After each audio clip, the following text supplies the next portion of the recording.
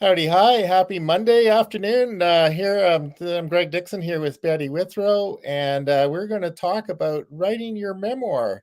So it's a really good thing to do. And Betty, you want to elaborate on that? Sure. I do find that writing a memoir is one of the things that you can really do to get a perspective on your life and and gain a deeper understanding of what it is that you're actually here doing on this planet Earth. I'm working with a couple of different people right now on their memoirs, and it's been a deeply transformative process for each of them. Whether or not you decide to publish your memoir is a whole different thing. But the first thing about writing your memoir is that, as I said, it gives you a perspective. Okay, you have these experiences, and typically experiences, especially difficult ones, will hang around and stay in your body and in your emotional environment indefinitely, unless and until you process them in some way. Now, writing is one of the best ways to actually process things, because what happens is it goes from your mind through your fingers, whether you're writing it by hand or on the keyboard, and out onto a page where you can see it, and therefore it's outside of you instead of being inside of you. This has a lot of benefits for your mind, and body connection, and it can really get you to move through something that may have been very difficult and see it in a different way and present it to other people so that they can learn from what happened in your life. And another thing it can do is to help you really kind of cheer up and lighten up about that same kind of stuff, because now it's in the past where it belongs because you're living in the present. However, it's also in the present because you're living in the present with your writing. And it gives a unity instead of feeling broken because something painful happened. You kind of go, oh, okay, this is part of my experience. This is actually a story. And so, what makes a good story is often the simple fact that it's more fun to read about than it was to actually experience it. Um, and so, I really do feel that writing a memoir is a huge accomplishment for anyone who goes ahead and does it. Now, people go, oh, really? Write my life? No way. I don't even want to deal with that.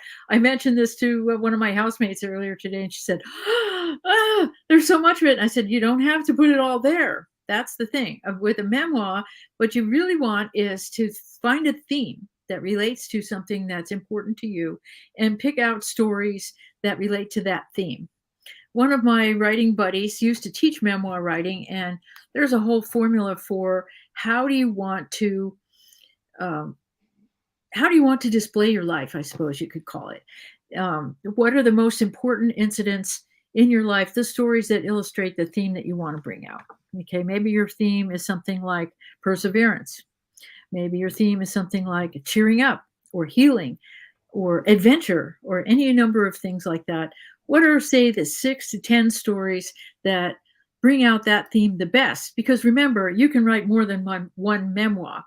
One of the favorite memoirs that I have in my experience is a delightful one by Diana Athill, a very prolific writer who wrote several memoirs. And the latest one that she wrote at the age of 100 is called Alive, Alive, Oh.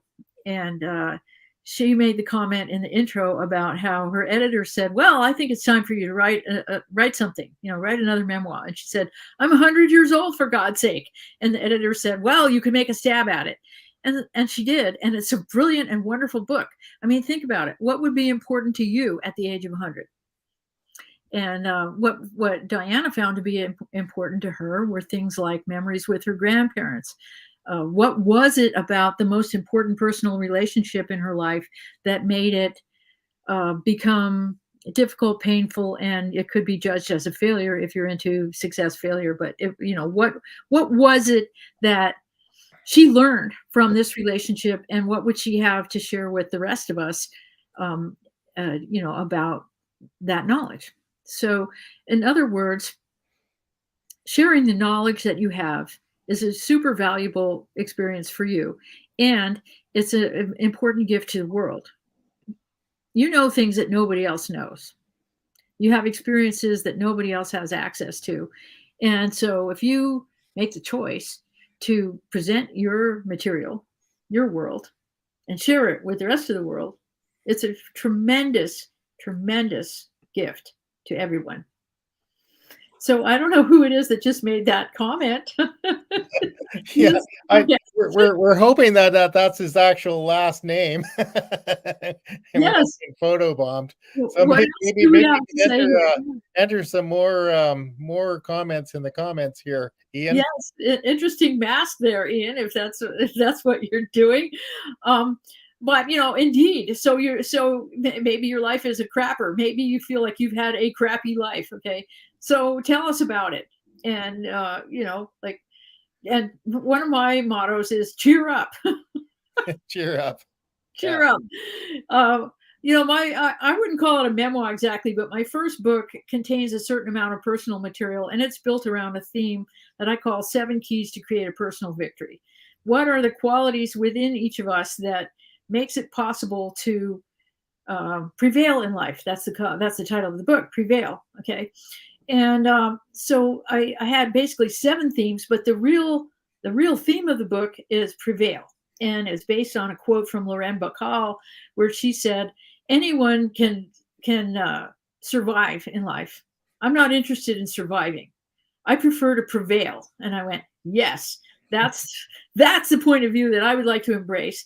And so I thought of that often. It came to me at just the right moment in my life where I was around a lot of people who talk about surviving this and surviving that, and we were all doing that mindset.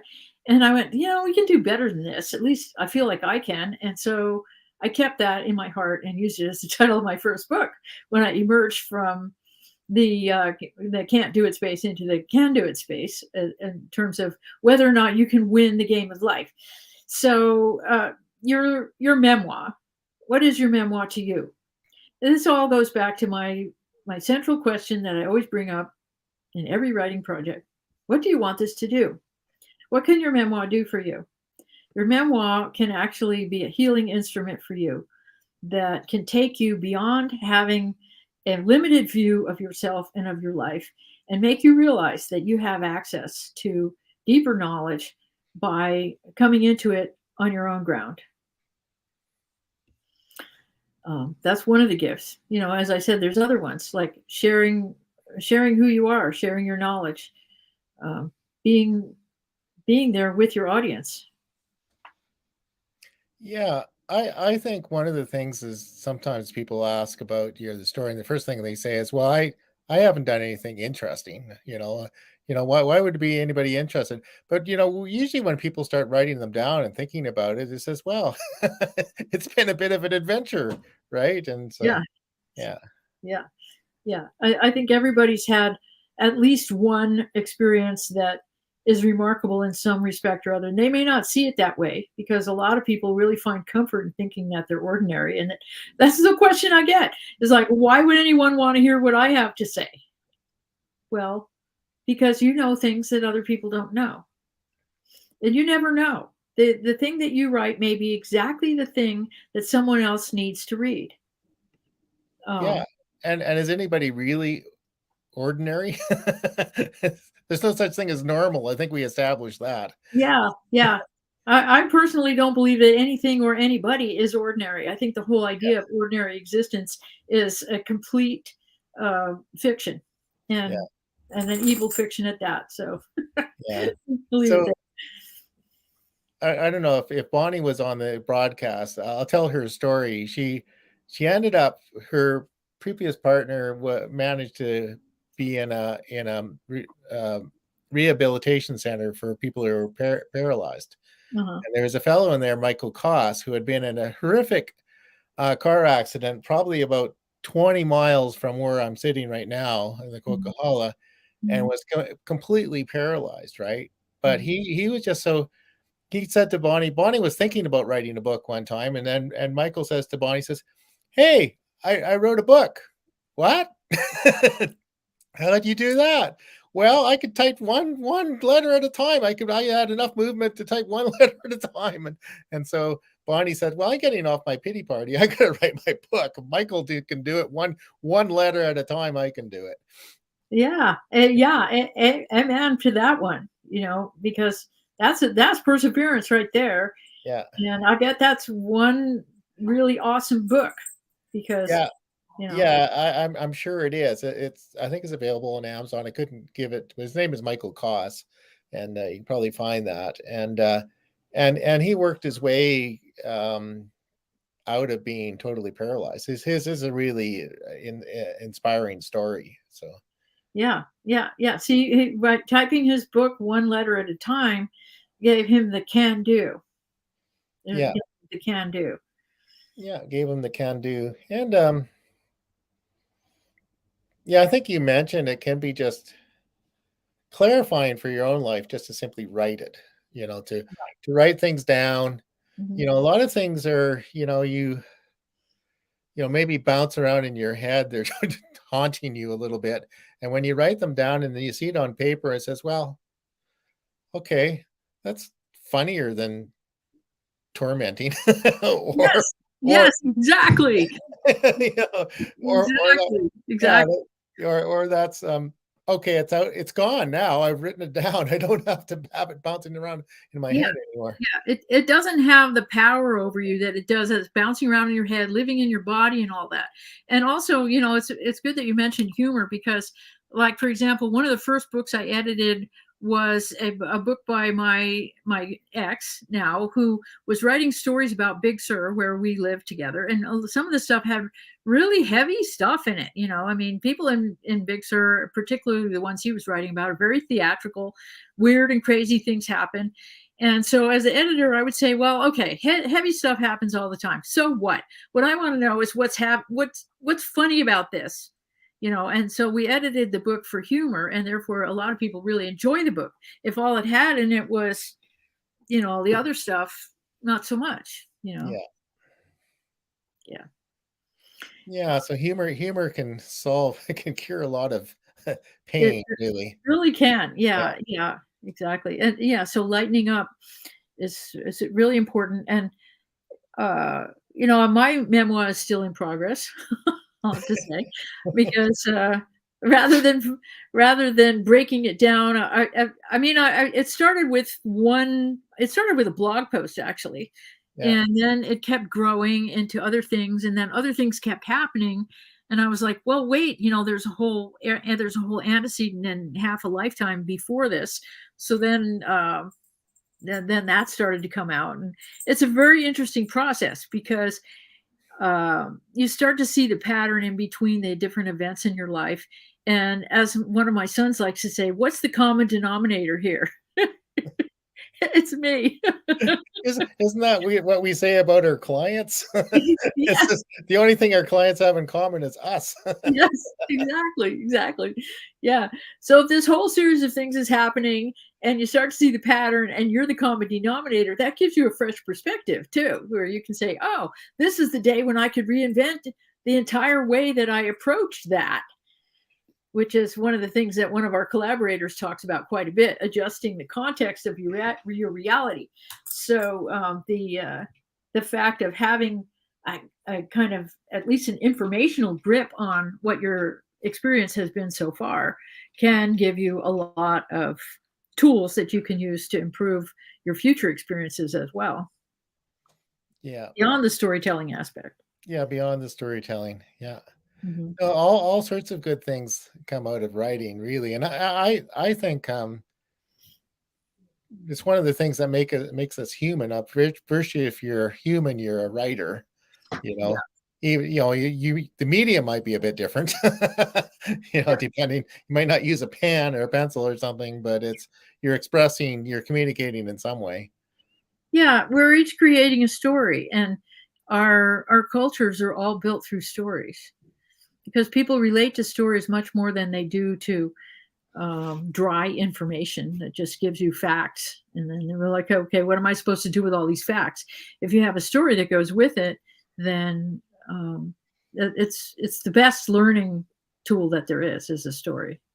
Yeah, and people reach in like memoir, like biographies and autobiography are big sections in bookstores. People are interested in people's lives and how they came. I particularly like uh, artists and musicians explaining, what they, how they approach their writing, right? Mhm.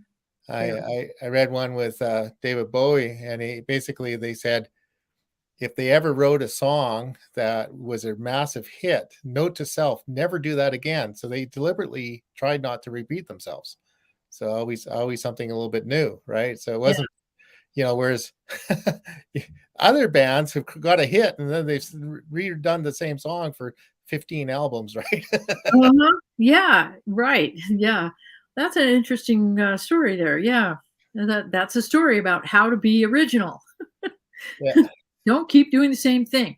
And then, from a design perspective, if music isn't your medium and you're in some other medium, there can be something to possibly you're repeating some elements of it, but not all of them. And there needs to be something new each time. That's human nature. We want new stuff.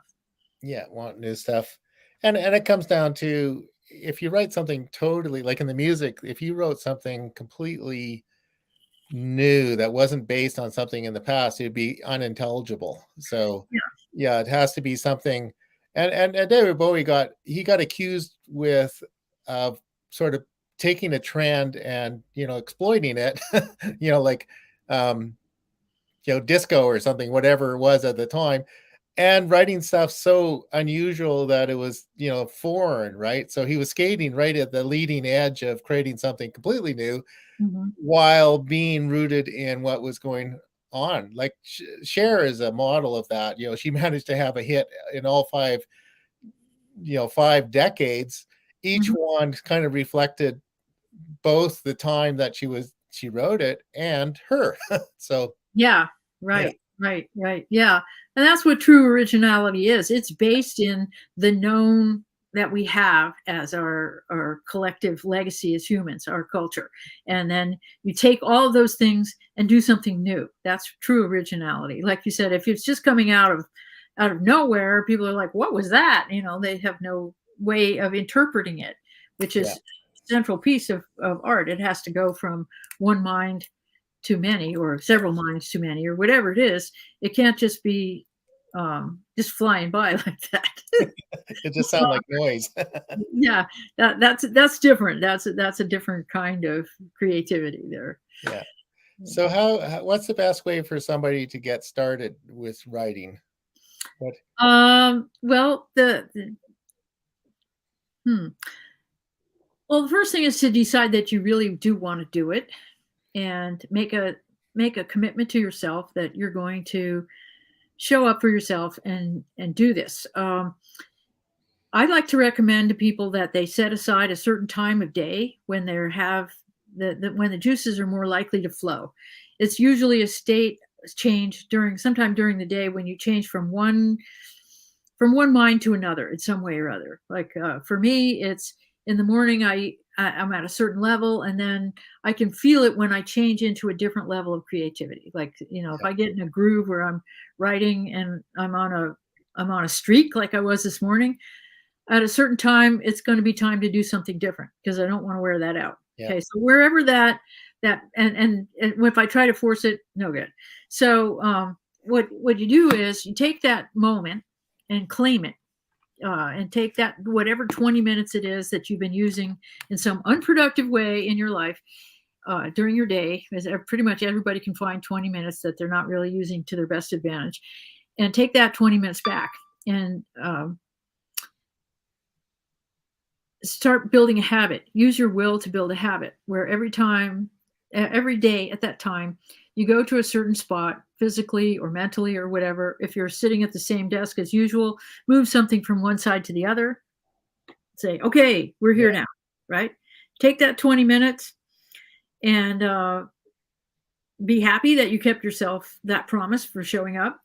Work the 20 minutes. When the 20 minutes is over, stop. This is key. Because if you don't stop, the next time you go to do it, your mind is going to go, hey, you said 20 minutes and we've been here for an hour. We're not doing it, yeah, right?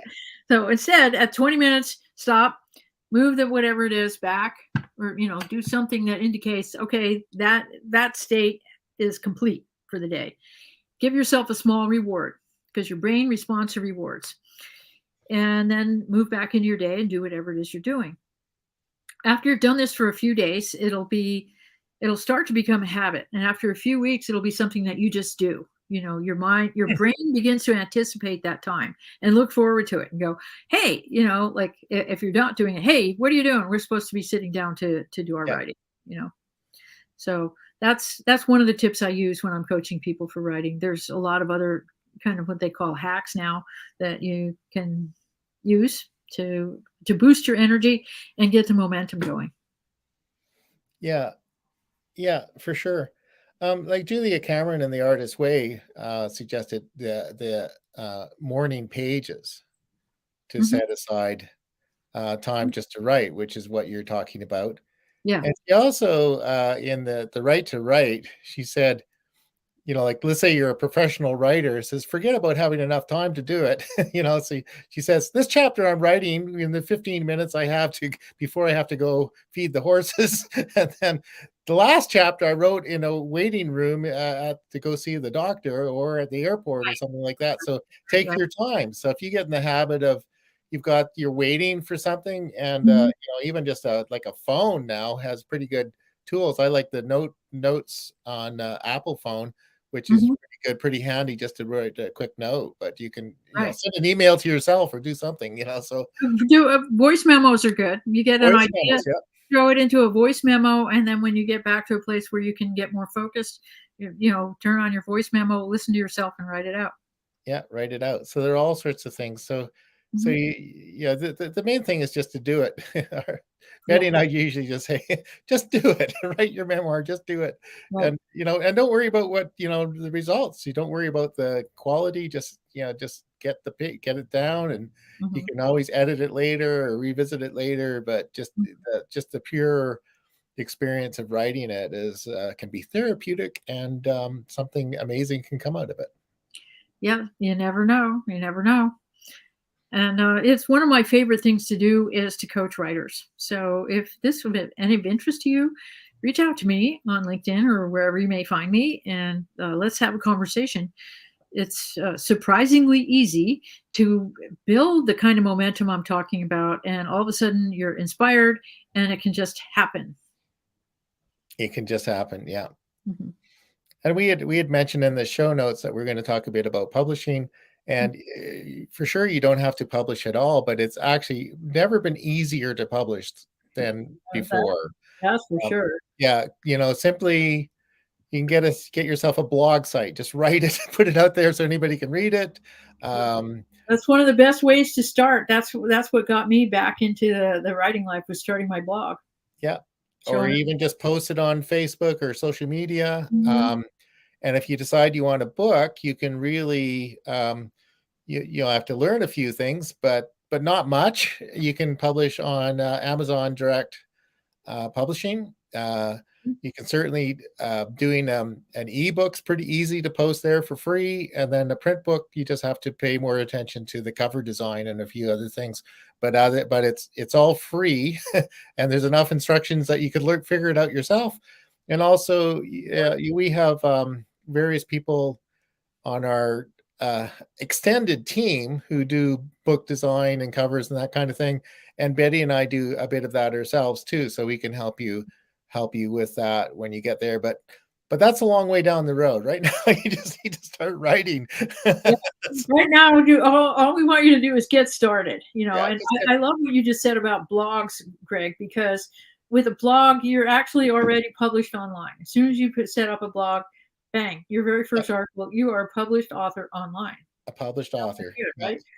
And people say, "Well, can I turn a blog into a book?" Absolutely. I mean, I know a couple of people who've done just that. They wrote a whole series of blogs, then adapted them into their book, and there's their book. yeah. So There's there's a a lot to do it. Yeah, there's a program called Designer, and you can just list off all the blogs, and it will put the book together. There are all sorts of tools, and but Mhm. you've got all the content. And Betty and I really are keen on reusing, repurposing content, so you can write things and then collect it later. Mhm. Even if you blog on different topics over Mhm. over the year, you can collect it into a book of some sort. Yep. Yeah, all Yep. sorts of possibilities, all sorts of good things happen when you write. Yeah. Yes, they do. Yes, they do. And illustrated, not illustrated. Maybe you got a bunch of photos that are hanging around. You run out of ideas for your stories. Pull out your photos and go, "Oh yeah, yeah, I remember that," and all Yeah, the feelings associated with it will come up, and you can go, "Oh yeah, right. Now I see." Because you didn't see it when you were there, but now you can yeah. see it now. And even that could be you could take one photo, put it up on Facebook and write a little description of it, like Mhm. where were you or what inspired you by this or Yeah. what happened. So all that's it's all good. Mhm. Yeah, all of it works. It does. Yeah. So so don't wait. Just get started. Just just jump in. just Don't get wait started. till you're ready. Yeah. And Right? right now we're getting in your way by because you're listening to us. So we'll just let you get to it and start writing. Yeah. Yeah, exactly. Exactly. Yeah. So anyway, happy Monday, everyone. Yep. Happy Monday.